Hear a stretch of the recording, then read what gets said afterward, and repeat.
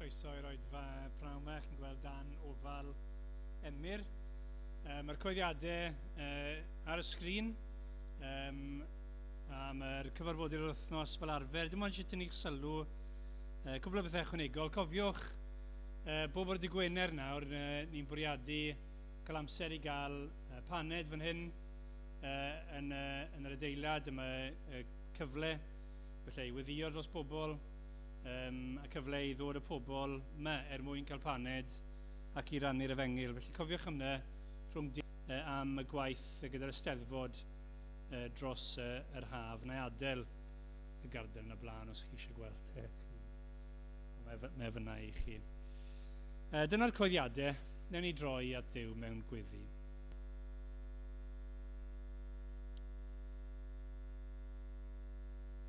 Arglwydd Dduw, ni yn ymwybodol bod ni mewn brwydr ysbrydol a bod y gelyn hynno am gymryd yn sylw ni, am bod ni ddim yn gwrando ar yr hyn sydd gyda ti ddweud, bod ni ddim yn canu y geiriau yr emynau yn y styrlon, bod ni ddim yn cydweddio gyda Emyr y fe yn harwen ni. Arglwydd ni'n gweddio, neu di amddiffyn ni, neu di helpu ni godi y tarian ffydd a brwydro yn erbyn yr un drwg. Ac arglwydd ni'n gweddio bydde y cleddyf yr ysbryd, dy air di, yn neud ei waith, wrth fe gael ei ddarllen, wrth fe gael ei esbonio i ni. A byddwn ni'n derbyn dy air di, fel gair y Duw byw, yr un sydd wedi'n creu ni, yr un sydd wedi'n achub ni trwy fab Iesu Grist. Ac arglwydd ni'n gweddio a bydde fe yn cael ei ddyrchafu. Yn yr oedfa yma nawr, yn ein calonnau, yn hunain, yng ngwaith yr eglwys, ac yn ein bywydau ni, bob dydd. Nid jyst heddi, nid fori, nid yn unig yr wythnos hon, ond bob dydd yn bywydau ni. I affer clod a'r mawr i gyd i'r arglwydd Iesu Grist. Amen.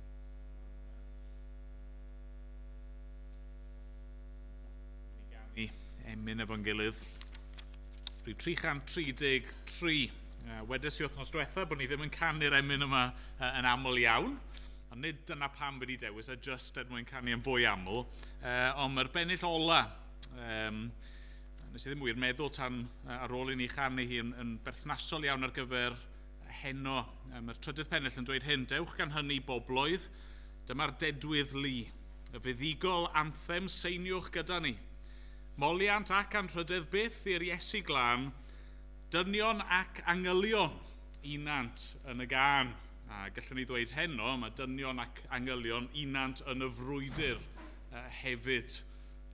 Ond ni feddwl fwy am hynny mewn munud. Nawn ni sefyll i ganu rhagom filwyr Iesu.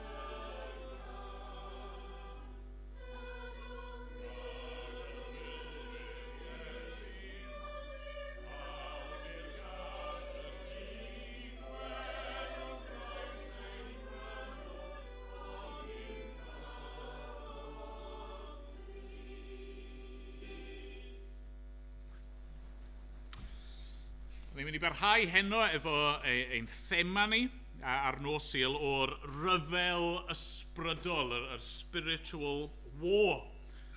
Be ni wedi gweld dros yr wythnosau yw fod yna ryfel, fod yna frwydro ysbrydol yn digwydd. Nid sôn ydyn ni am yr ryfel yn Gaza neu'r Ukraine ac yn y blaen, ond y ryfel yma rhwng Duw a'i ddilynwyr a y diafol a'i ddilynwyr yr da yn erbyn y drwg, yr goleuni yn erbyn y tywyllwch.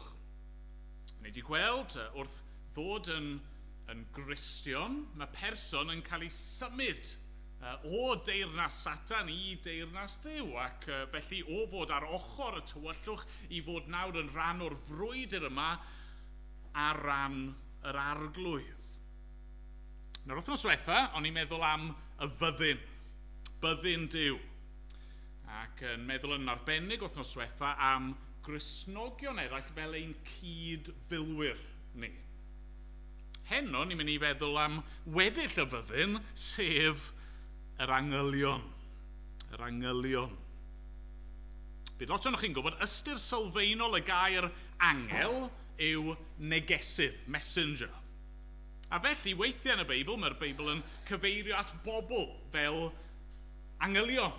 Hynny, mewn un ystyr heno, fi'n gwneud gwaith angel, fi'n cyhoeddi neges, ond nid sôn am y math yno o angylion ydyn ni heno, ond yr bodau ysbrydol yna, yr spiritual beings yma. Mae Duw wedi creu. Mae rai ohonyn nhw, ni wedi clywed yn barod, wedi gwrthryfela. Oedd y diafol yn angel, nath wrthryfela ac arwain eraill ar ei ole, ond mae yna angylion sydd wedi parhau yn ffyddlon, sydd yn gwasanaethu Duw ac yn ymladd dros yr arglwydd, ac sydd hefyd yn ymladd ochr yn ochr gyda ni. Nawr mae'n sawl testyn gallwn ni fod i troi atyn nhw heno, byddai'n cyfeirio, byddwn ni'n neidio gwmpas y Beibl chydig bach yn ystod yr oedfa, ond o'n i'n teimlo'r testyn mwyaf addas heno oedd ail Brenhinoedd pennod 6 yn clymu fewn gyda'n thema ni yn benodol. 2 Brenhinoedd pennod 6 ac adnod 8 i 23. Dyma air ein Duw ni. Pan oedd brenin Syria am ryfela yn erbyn Israel, ymgynghorodd a'i weision, a phenderfynu yn y fan ar fan y bydd fy ngwersyll. Ac anfonodd Eliseis, gŵr Duw, at frenin Israel a dweud, gwylia rag mynd heibio'r fan ar fan, oherwydd mae'r Syriaid yn mynd i lawr yno. Ac anfonodd brenin Israel ddynion i'r fan a ddywedodd gŵr Duw, a felly rybuddiwyd ef i fod yn wyliadwrus dro ar ôl tro. Cynhyrfodd brenin Syria am hyn, a galwodd ei weision ato a dweud wrthynt, ond i ddwedwch wrthyf pwy ohonom sydd o blaid brenin Israel. Ond dywedodd un o'i weision, nid oes neb fy arglwydd frenin. Eliseis, y proffwyd o Israel, sy'n dweud wrth frenin Israel y geiriau yr wyt ti'n ei llyfaru yn dy stafell wely. Dywedodd yntai, ewch ac edrychwch ble mae ef mwyn i mi anfon i'w ddal. Dywedwyd wrtho y mae yn Dothan, ac anfonodd yno feirch a cherbydau a byddin gref. Deithant liw nos ac amgylchu'r dref. Pan gododd gwas gŵr Duw yn y bore bach a mynd allan, dyna lle yr oedd byddin a meirch a cherbydau o amgylch y dref, ac meddai, feistr, beth o nawn ni? Dywedodd yntai, paid ag ofni. Y mae mwy gyda ni nag sydd gyda hwy. Yna gweddiodd Elisais arglwydd agor ei lygaid iddo weld. Ac agorodd yr arglwydd lygaid y llanc, ac yna fe welodd y mynydd yn llawn meirch a cherbydau tanllyd o gwmpas Elisais. Pan ddaeth y Syriaid i lawr ato, gweddiodd Elisais ar yr arglwydd a dweud, taro'r bobl hyn yn ddall. A thrawyd hwy'n ddall, yn ôl gair Elisais. A dwedodd Elisais wrthynt, nid dyma'r ffordd, nid hon yw'r dref, dilynwch fi, ac afach wi at y gŵr yr ydych yn ei geisio. Ac arweiniodd hwy i Samaria. Wedi iddynt gyrraedd Samaria, dwedodd Elisais, arglwydd agor lygaid y bobl hyn iddynt weld. Pan agorodd yr arglwydd ei llygaid a hwythau'n gweld, yno yng nghanol Samaria yr oeddynt. A phan welodd brenin Israel hwy, gofynnodd i Elisais, fy nhad, a gaf i ei lladd bob un. Atebodd yntau, na. Paid a'i lladd. A bydde ti'n lladd y rai a gymerit yn gaeth trwy dygleddyf a thwa? Rho fara a dŵr o'i blaenau. Iddynt gael bwyta ac yfed a mynd yn ôl at ei meistr. Arlwyodd wledd fawr iddynt. Ac wedi iddynt fwyta ac yfed, gollyngodd hwy. Eithant at ei meistr ac ni ddaeth byddinoedd Syria ragor i dir Israel. Amen. Amen. Diolch i Dduw am ei air. Gawn ni weddio dyn gilydd. Arglwydd ni'n diolch i ti am dy air di. Diolch dy fod ti wedi siarad a wedi datguddio dy hun i ni. A'n gweddi ni heno arglwydd yw gweddi Elisais. Arglwydd agor ein llygaid i ni weld. Dad, mae dy air di, y Beibl wedi datguddio llawer iawn o bethau i ni. Mae'n dweud wrthyn ni y gwir amdano ti ac amdano ni'n hun. Mae dy air di yn datguddio i ni yr frwydr ysbrydol yma ac yr hyn sydd yn digwydd yn y byd. Mae'n esbonio pam bod y byd fel y mae hi. Dad, yn y Beibl ni'n clywed am reality ysbrydol. Fod yna elyn. Fod yna angylion. Dad, ni'n ymwybodol heno bod y llawer o bobl yn wfftio'r pethau hyn. Falle hyd yn oed yn gwneud hwyl am ein pennau ni bod ni'n treulio amser yn meddwl am angylion neu'n credu hyd yn oed mewn bodolaeth angylion. Ond Dad, i ni'n gofyn heno, am ffydd. Ni'n gofyn arna ti agor ein llygaid i ni weld.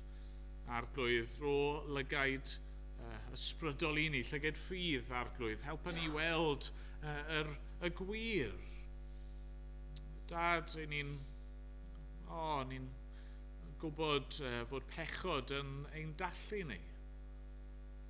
Ni'n gwybod fod y byd yma, fel petai dan gysgod yr un drwg a arglwydd fod pobl yn ei calon yn gwrthryfela yn derbyn di ac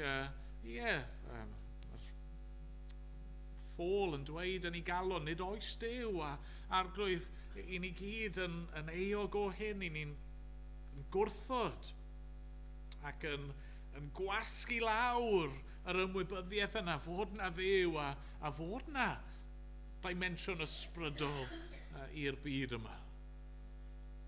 Arglwydd helpa ni felly heno. Dad, siarad â ni o sgweli di fod yn dda, datguddiad y hun i ni. Pob un o sgweli di fod yn dda. Dad, ni'n ymwybodol bod ni'n byw mewn dyddiau tywyll, dyddiau cythryblus. Dad, diolch I ti heno, dy fod ti yn dduw sydd yn teyrnasu. Arglwydd bod yna ddim byd yn gallu dy wrth sefyll di na rwystro dy gynlluniau di. Dad, ni'n diolch heno bod ni'n gallu ymddiried yno ti yn llwyr. Ni'n gofyn y bydde ti yn helpu ni wneud hynny nawr, arglwydd ro ffydd I ni a ro heddwch yn ein calonau ni. Bod ni'n gwybod ein bod ni'n saff gyda ti. Bod dim byd yn gallu'n gwahanu ni oddi wrth dy gariad di. Arglwydd, derbyn ni felly'n ddiolchgar nawr. A wneud I gwarchod o'n cwmpas ni heno, cadwa pob un ohono ni rag ymosodiadau. Helpa ni ffocysu ein meddyliau ni yn llwyr ar yr hyn sydd gen ti i'w ddangos I ni. A bod ni'n gofyn yn enw yr arglwydd Iesu Grist. Amen. Amen. Gan ni emyn arall cyn bod ni'n troi at air Duw. Rhif 40. 40 yn y llyfr yma. Glân, geriwbiaid a seraffiaid. Enwau am angylion gwahanol. Fyrdd o gylch yr orseddfri. Mewn olynol seiniau dibaid canant fawl eu harglwydd ci. Mae'r angylion yn moli, ond yna mae'r eglwys yn moli hefyd a ein lleisiau ni yn uno mewn mawl I Dduw. Diolch iddo. Nawn ni sefyll I ganu.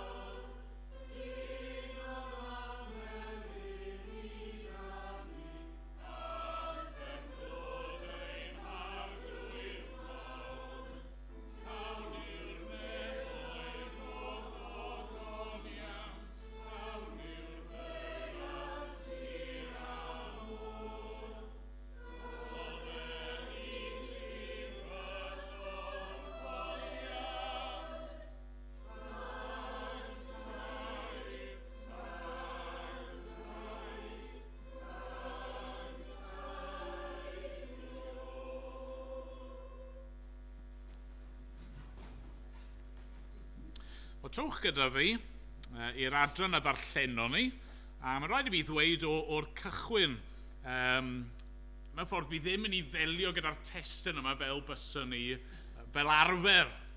Mae'n ffocws ni'n mynd I fod yn llawer fwy cyfyng. A felly, i ddechrau, ni'n meddwl bod fe'n help gan bod e'n falle'n destun llai cyfarwydd i roi, jyst i roi recap o'r hanes, be sy'n digwydd fan hyn. Yn sylfaenol, beth sy'n mynd ymlaen yw bod yna frwydro yn cymryd lle. Mae brenin Syria yn rhyfela yn erbyn pobl Israel. Ond, ni'n clywed yn fuan iawn fod gan y brenin yma broblem. A'r broblem sydd â fe yw nid natur ei fyddin na hyd yn oed ei gynlluniau fe. Y problem sydd ganddo fe yw bod yna broffwyd yn Israel, sef Elisseis. A felly pob tro mae fe a'i weision a falle i'r cadfridogion yn gwneud cynlluniau, bod nhw'n gwneud hynny yn ei stafell wely, yn y lle mwyaf preifat, mwyaf cyfrinachol, i ffwrdd o ysbiwyr a phawb arall, rhywsut mae byddin Israel wastad yn gwybod be mae'n mynd i wneud. Maen nhw one step ahead. A felly mae'n meddwl yw hun, mae'n rhaid bod yna fradwr. Mae'n rhaid bod yna traitor yma yn datguddio'r peth i fyddin Israel. Ond na, wrth gwrs, ni'n gwybod beth sy'n digwydd yn dyn ni. Hynny yw Duw sydd yn rybuddio i bobl trwy Elisseis. A mae un o gweision brenin Syria yn fwy call na fe. A mae fe yn esbonio yr hyn sy'n digwydd. Felly, be mae brenin Syria mynd i wneud? Wel, mae rhaid cael gwared ar Elisseis. A felly mae'n cael y syniad yma sydd yn hynod o dwp, rili, yn dydy. Mae anfon y milwyr yma i ddal Elisseis. Wel, os mae Elisseis yn gwybod beth sy'n mynd mlaen, bydd e'n rwydd iddo fe ddianc y bydd, ond na fe, na ni ddim poeni am hynny, felly ffwrdd ar milwyr i ddal Elisseis. Maen nhw'n clywed bod e'n dothan, maen nhw'n amgylchu'r dre gyda'r fyddin gref yma'r meirch ac y milwyr i gyd. A chi, wel, prin yn gallu dychmygu sy'n roedd gwas Elisseis yn teimlo yn y bore bach. Mae'n codi, mae'n mynd mas, felly bod e ddim wedi cael ei frecwast eto, a mae'n agor y drws be ni'n mynd i wneud? Ond mae Elisseis yn ei gysuro fe, yn dydy, a'r geiriau gwych yma, paid ag ofni, mae mwy gyda ni nag sydd gyda hwy. A dyw ddim yn amlwg i ddechrau sut gallai weid hyn nes bod e'n gweddio i'w was i allu gweld y reality ysbrydol. A mae llyged ysbrydol y gwas yn cael ei agor i weld fod yna fyddin arall yna. Yn ei gwarchod nhw, wedi amgylchu nhw. Yna mae Duw sy'n gallu agor llygad, mae e hefyd yn gallu cau llygad, yn dydy, a mae'r milwyr nawr y gelyn, maen nhw mewn ffordd yn cael ei dallu, neu falle bydde fe'n well i ddweud bod nhw ddim yn gweld reality'n gywir ddim mwy, a felly maen nhw'n gallu cael ei twyllo. Mae Elisseis yn ei harwain nhw. Dewch, na i ddangos i chi lle chi fod. Mae'n mynd â nhw ac yn arwain nhw i gael eu hamgylchu ni. Nhw nawr sydd yn cael ei dal yn dyfa. Ac mae brenin Israel yn Samaria, mae eisiau i lladd nhw i gyd. Ond brwdfrydedd brenin Israel, mae Elisseis yn gwneud rhywbeth hynod o raslon, yn dydy. Mae'n bwydo nhw ac yn anfon nhw gytre. Nawr, crynodeb yw hynny, a taswn ni'n pregethu ar y testyn yma fel arfer, fi'n siŵr mae y prif beth byddwn ni eisiau tynnu o'r hanes yma yw hyn, fod Duw wastad mewn reolaeth. Mae Duw wastad mewn reolaeth, yn dydy. Mae hynny'n mor amlwg yn yr hanes yma. Mae Duw yn gwybod popeth. Mae'n gwybod cynlluniau brenin Syria. Mae'n gwybod beth mae e'n i'w wneud ac yn gallu delio gyda hynny. A felly i'r Cristion, i Elisseis, i unrhyw un sy'n ymddiried yn niw, mewn un ystyr, rydyn ni wastad yn saff. Na'r prif wers fan hyn. Ni wastad yn ddiogel. Nid bod ni ddim beth yn mynd i ddioddef, mae hynny yn gallu digwydd, a mae Crist yn rybuddio bod ni'n mynd i ddioddef ar y degau. Weithio mae'n rhan o gynllun Duw ar ein cyfer ni. Ond, mae'r arglwydd yn reoli. Mae e wastad in control. Hyd yn oed pan i ni yn dioddef, does na ddim byd mynd i ddigwydd i ni nad yw e mewn rheolaeth ohono fe. A felly, mae e hefyd yn abl i'n achub ni a'n gwaredu ni mewn ffyrdd rhyfeddol. Ac un o'r ffyrdd mae'n ein gwarchod ni yn rhyfeddol, yn aml iawn, heb bod ni yn ymwybodol o hynny o gwbl, yw trwy ei angylion. A dyna lle fi eisiau ni ffocysu nawr heno, i angylion. A be ni'n dysgu am yr angylion a'i rôl nhw yn y frwydr ysbrydol yma. Y peth cyntaf fi eisiau ni weld yw hyn. Mae nhw yn ysbrydion anweledig. Na'r peth cyntaf sydd eisiau ni bod yn ymwybodol ohonyn nhw, mae nhw'n ysbrydion anweledig, yn invisible. Ni wedi gweld hyn yn barod sawl gwaith yn dod yn y frwydr ysbrydol. Mae'n frwydr ysbrydol, yn spiritual. Mae'n frwydr sy'n cael ei ymladd yn aml iawn ar ddimensiwn anweledig. Ydyn ni'n byw yn bywydau ni yn y byd, a mae elfennau o'r frwydr sy'n cael ei gweld yn ein bywyd ni o ddydd i ddydd, a mae rhannau o'r frwydr ysbrydol yn cael ei weld mewn digwyddiadau byd eang. Ond mae yna ddimensiwn ysbrydol, hefyd ddimensiwn anweledig. Mae'r gwas bach druan yma, mae'n dod allan yn y bore yn dydy, ac mae'n gweld yr gelynion yma mor real yn dyn nhw.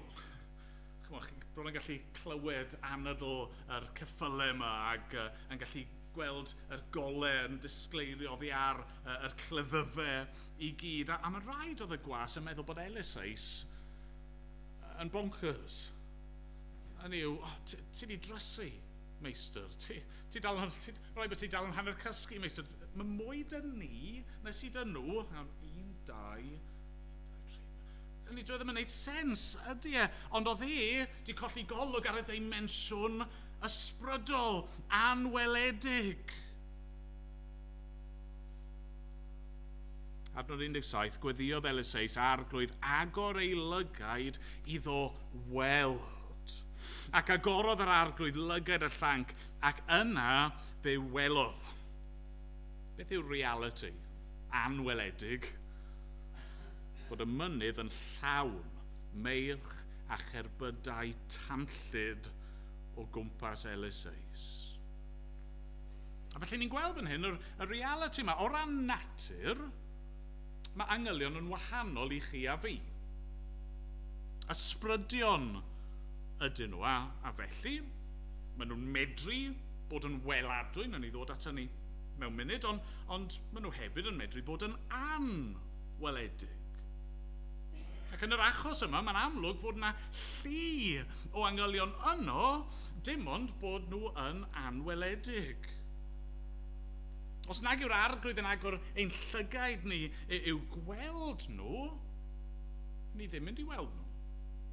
Mae rhaid i ni just dderbyn a llyged ffydd bod nhw yno. Mae hynny'n gallu bod yn anodd yn dydy, ond just achos bod chi ddim yn gweld rhywbeth, dyw e ddim yn golygu bod nhw ddim yna, ydy e? Yn y rai pethau yna, roi rai enghreifftiau i chi. Meddyliwch am y gwynt.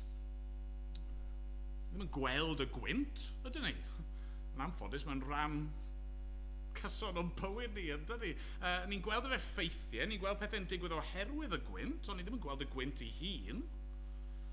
Neu meddyliwch am disgyrchiant, gravity. Ni methu gweld disgyrchiant, ond ni'n profi effeithiau disgyrchiant o hyd ac o hyd ac o hyd. Neu chi'n meddwl am magnets, y grym magnetaidd yna. Chi'n methu gweld ond mae yna.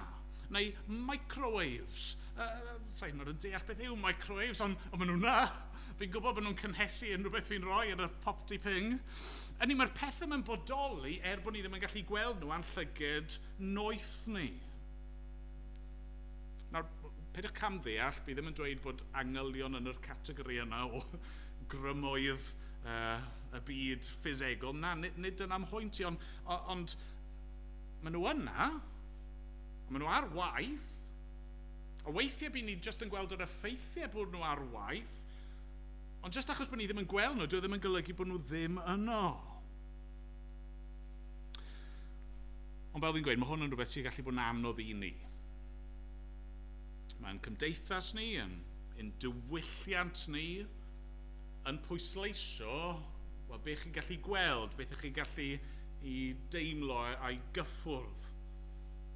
A ni wedi cael ein perswadio yn do, gan ein cymdeithas ni, wel, os fi methu gweld rhywbeth yna, os nag oes yna dystiolaeth gwyddonol amlwg, fi'n mynd i wrthod y peth yna.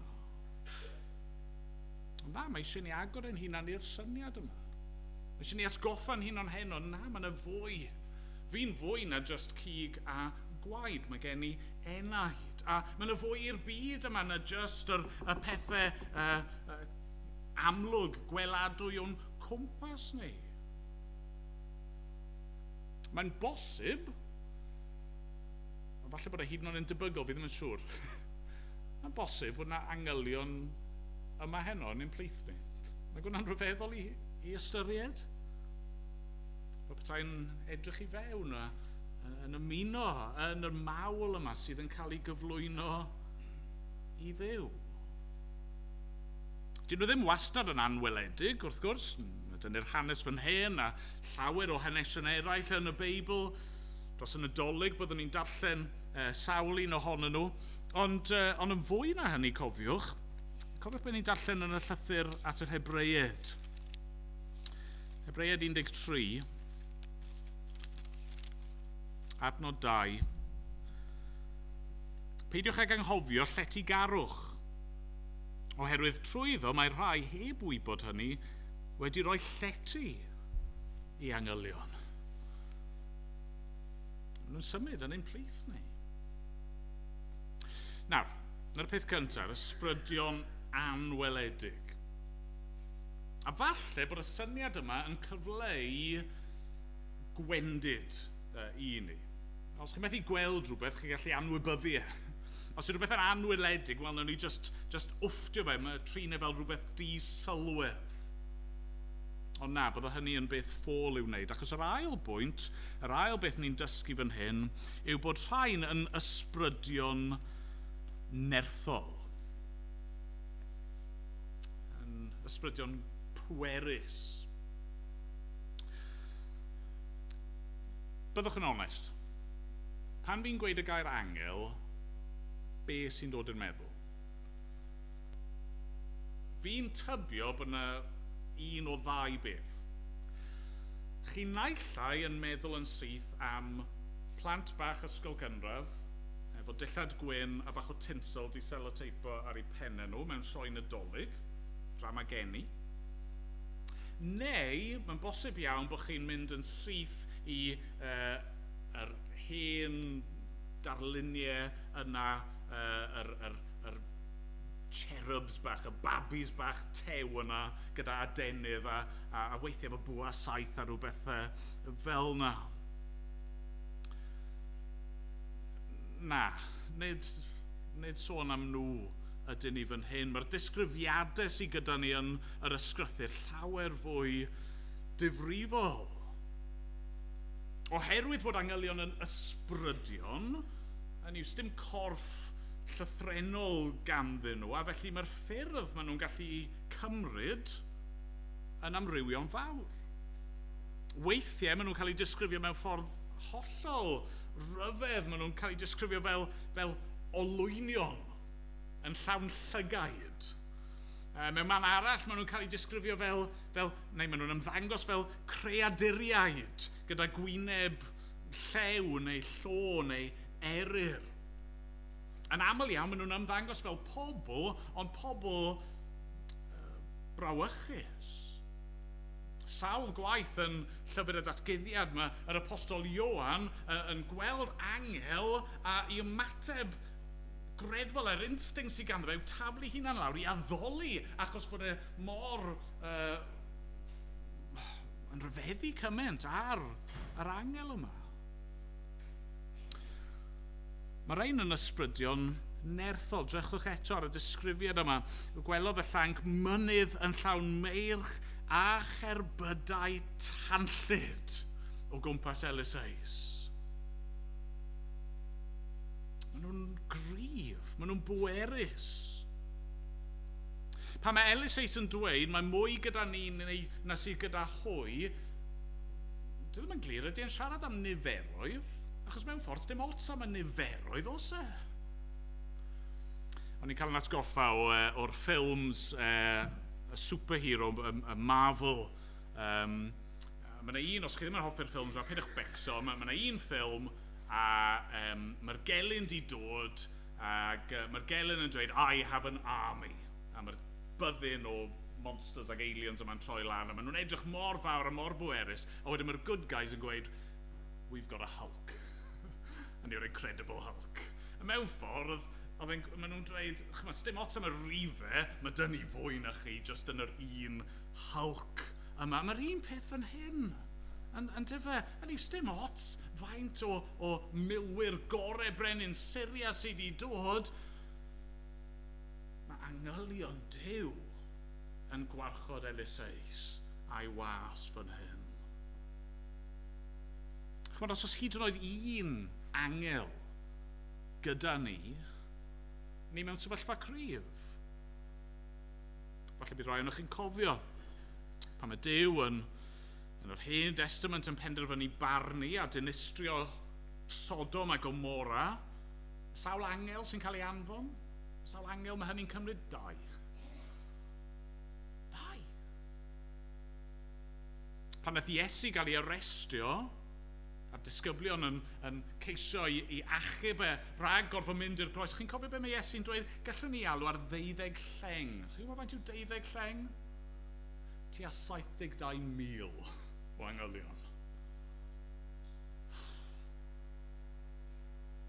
Ni ddim yn gwybod faint yn union oedd fan hyn yn gwarchod gwas Duw, ond mae'r mynydd yn llawn, a felly mae'n gallu dweud, mae'n fwy gyda ni. Os dim eisiau ofn i'r gelyn, mae'n fwy gyda ni.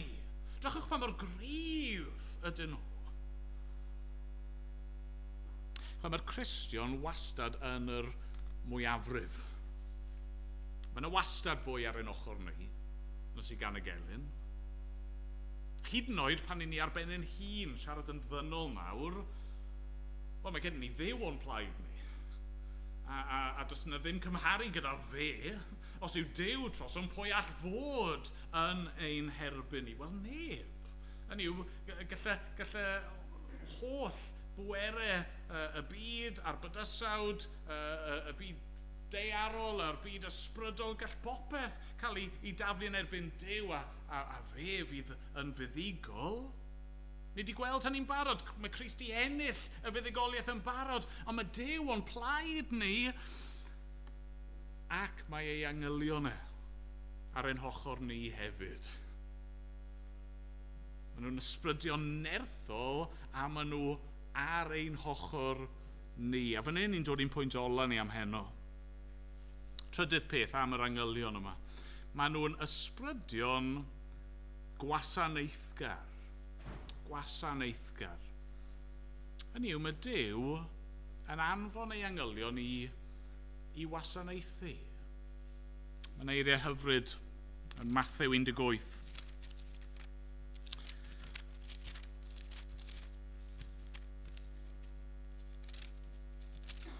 Mathew 18, adnod 10. Yr arglwydd Iesu yn dweud hyn, gwyliwch rhag i chwi ddirmygu un o'r rhai bychain hyn, oherwydd rwy'n dweud wrth eich fod ei angylion hwy yn y nefoedd, bob amser yn edrych ar wyneb fy nhad sydd yn y nefoedd. A'r syniad sy'n cael ei gyfleu fyna yw fod Duw yn gosod ei angylion i warchod dros ei bobl pan maen nhw'n wan a pan maen nhw'n fregus a pan maen nhw mewn angen. A dyna sy'n digwydd fan hyn, yn dyfe. Hynny yw, os dim eisiau ni feddwl bod yr byddin yma wastad o amgylch Elis, o ddim angen iddyn nhw fod. Ond, wrth i fyddin Syria dod, ac amgylchynu'r dre, Wrth i wedyn llygaid y gwas gael ei hagor a gweld y bygythiad, mae'r angylion yno'n barod. Yn barod i wasanaethu. Mae Duw un cam ar y blaen. Sdim rhaid galw am help, sdim rhaid disgwyl am ateb. Mae'r arglwydd wastad wedi darparu'r hyn sydd ei angen o flaen llaw. A mae'r ysbrydion yma yn ysbrydion gwasanaethgar, yn barod i helpu. Chi di ordro pethau nadolig eto? Cyn bo hir, mae'n teimlo'n bell i ffordd, cyn bo hir bydd nhw'n dechrau rybuddio only so many shopping days. Neu, dyma'r deadline ar gyfer ordro, achos dim hyd yn oed y siopau gorau. Dyn nhw'n methu dod â rhywbeth yn syth bin. Ond mae gofal Duw dros ei bobl yn syth bin. Mae'n instant, mae'n well na hynny, mae yno'n barod cyn bod ei angen e. Falle bod rai o'ch chi'n cofio y geiriau yn Salm 91. Sy'n i'n offi darllen yr Salm gyfan, oedd ddim gwneud nawr. Ewch a darllenwch drosto fe nes ymlaen. Mae'r Salm yma'n disgrifio y ffordd mae Duw yn abl i warchod ac achub y rai sy'n ymddiried ynddo fe. I hachub nhw o baglau ac o'r pla ac o ddychryn y nos a seithau y dydd. Ac beth yw'r addewid? Yr addewid yw adnod 11.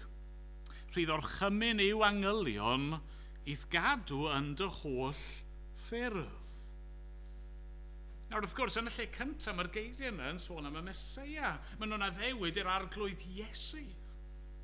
Oedd ganddo fe'r addewid yma, bydde fe'n gallu cael ei achub o bob niwed, ond yn hytrach na the ddewis mynd i'r groes. Ond nawr mae'r addewid yma yn cael ei roi i ni. Allwn ni fod yn hollol hyderus bydd Duw ddim yn caniatáu unrhyw niwed i ddod i'n rhannu nag yw wedi bwriadu daioni. Mae'r ysbrydion gwasanaethgar yma yno mwyn ein helpu ni. Chi'n meddwl am beth sy'n cael ei ddweud yn Hebreaid pennod 1.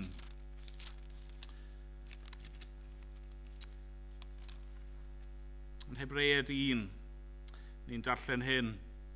Adnod 7. Yr hwn sy'n gwneud ei angylion yn wyntoedd a'i weinidogion yn fflam dan. Maen nhw'n bwerus. Ond adnod 14, onid ysbrydion gwasanaethgar ydynt oll yn cael ei hanfon i weini mwyn y rhai sydd i etifeddu iachawdwriaeth.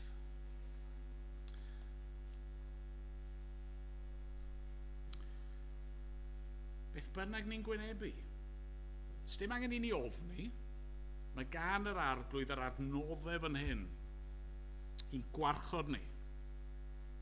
Mae'r byddin di-ryddedi yma o ysbrydion anweledig ond nerthol yma, maen nhw ar waith mwyn ein gwasanaethu ni. A mae hynny fod i roi hyder i ni. Dyw Cristnogion ddim fod yn bobl petrus. Dyw Cristnogion ddim fod yn bobl ofnus. Falle daw niwed. Falle daw dioddefaint. Falle daw ddamwain, falle daw marwolaeth, falle daw'r pethau yma i gyd, ond sdim eisiau ni ofni nhw. Mae'r arglwydd a'i angylion ar waith o'n plaid ni. Nawr fi eisiau gorffen heno efo un cymhwysiad bach terfynol. Mewn ffordd, be ni wedi bod yn pwysleisio mor belled, fel fi'n gweud, yw bod ni ddim angen ofni. Dim angen ofni. Mae fel mae Paul yn dweud yn Rhufeiniaid pennod 8. Darllen y geiriau yma i ni. Geiriau hyfryd, Rhufeiniaid 8.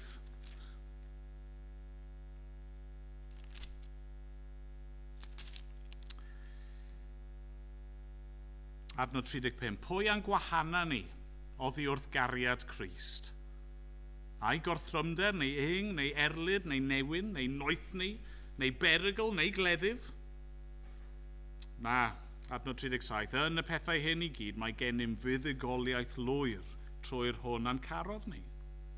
Rwyf yn gwbl sicr na all, nac angau, nac einioes, nac angylion, na thywysogaethau, na'r presennol, na'r dyfodol, na grymusterau, nac uchelderau, na dymderau, na dim arall a greuwyd.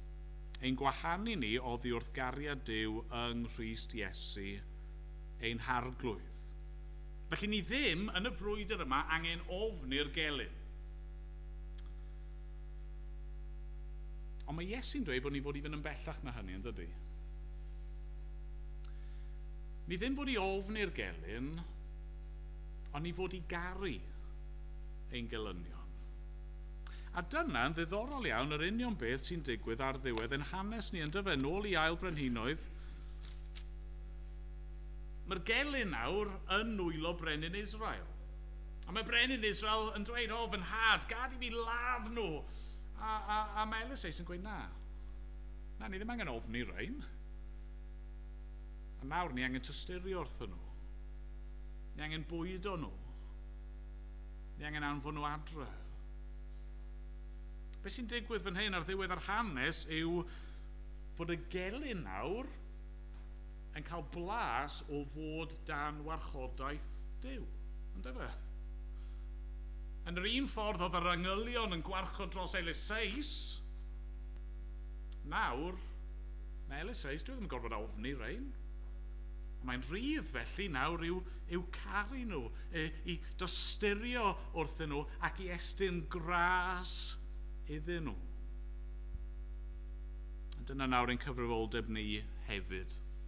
Allwn ni adael yma heno yn hollol sicr fod Duw a'i angylion o'n plaid ni, a maen nhw yno'n yn effro ac yn wasanaethgar, a mae hwnna'n ryddhau ni. Mae'n ryddhau ni o'r ofni pobl, ac ofni'r gelyn, ac yn ryddhau ni i garu'r gelyn. Yn union fel oedd Crist ei hun yn gwneud. Diolch iddo. Amen. Amen. Ni'n mynd i ganu. Rhif 469. Emyn yma'n sôn am yr hyder a'r sicrwydd sydd gyda ni. A bod dim angen i ni ofni. Ni'n gallu ymddiried yn niw ym mhob sefyllfa. Ond fi'n gobeithio bod yna benillion ychwanegol i'r rhai sydd yn y llyfr y myned. Ys i ar draws ambell i bennill extra ar y we, felly ond na ni ganu beth sydd ar y sgrin ta beth. Na ni sefyll i ganu.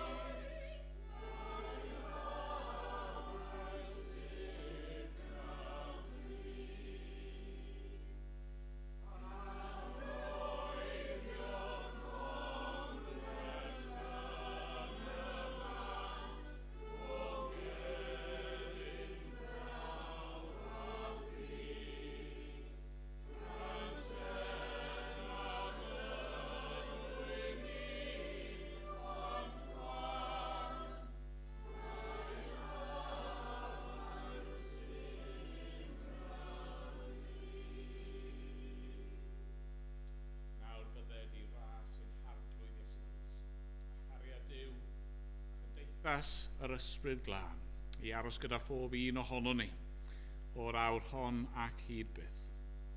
Amen.